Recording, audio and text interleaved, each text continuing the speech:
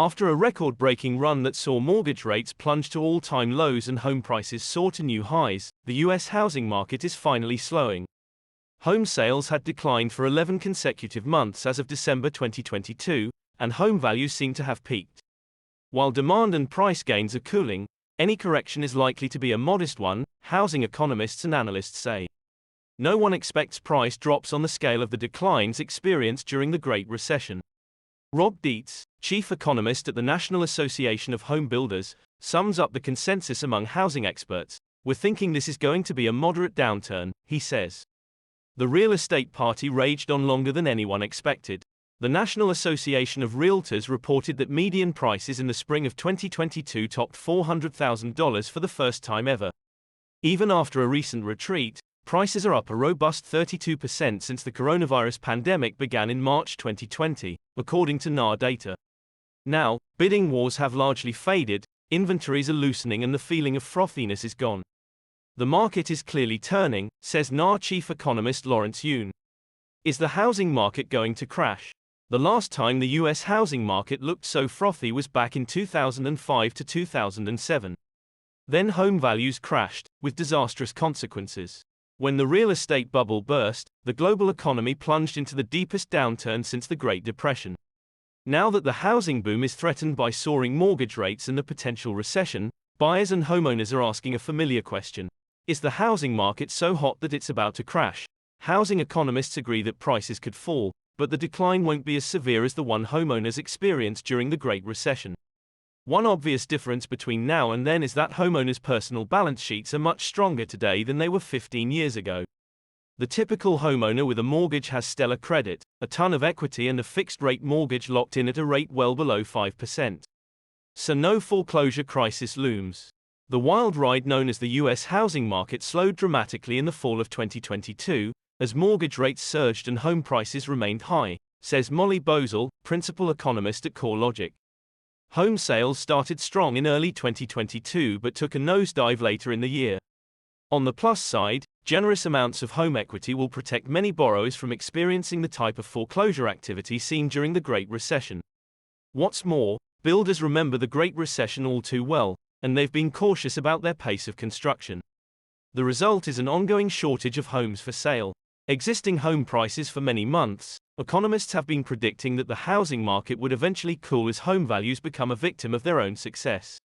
Home prices have risen far more quickly than incomes, creating an affordability squeeze, and mortgage rates doubled since August 2021, before starting to retreat a bit. Experts say home prices could fall. Most markets are going to experience price declines in the high single digits, Dietz predicts. Home price declines of 8 to 9% would create some economic pain, to be sure.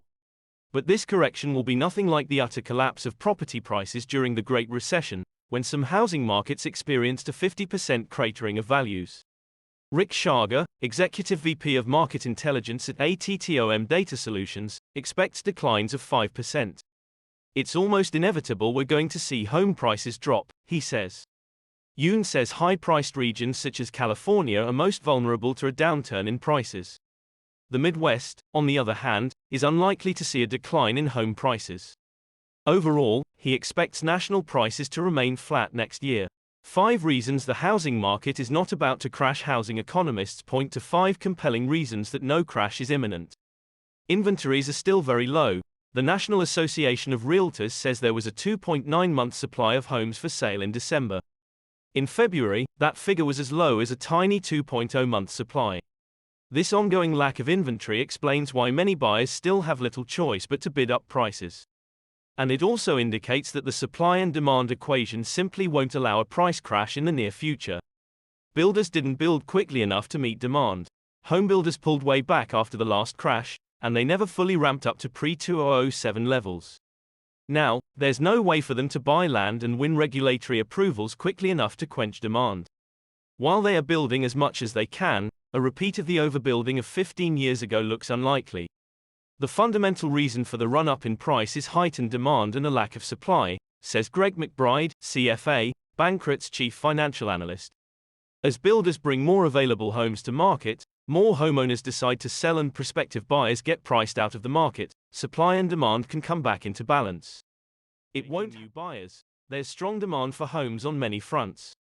Many Americans who already owned homes decided during the pandemic that they needed bigger places, especially with the rise of working from home.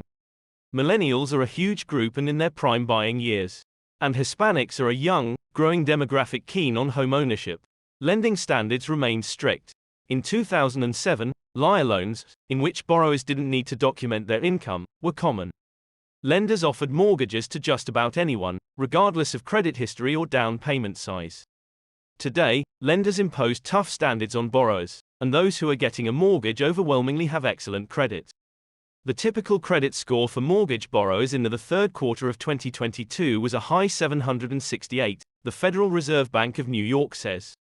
If lending standards loosen and we go back to the Wild West days of 2004 to 2006, then that is a whole different animal, says McBride.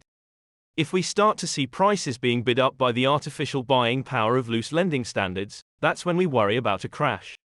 Foreclosure activity is muted. In the years after the housing crash, millions of foreclosures flooded the housing market, depressing prices. That's not the case now. Most homeowners have a comfortable equity cushion in their homes. Lenders weren't filing default notices during the height of the pandemic, pushing foreclosures to record lows in 2020. All of that adds up to a consensus. Yes, home prices are still pushing the bounds of affordability. But no, this boom shouldn't end in bust.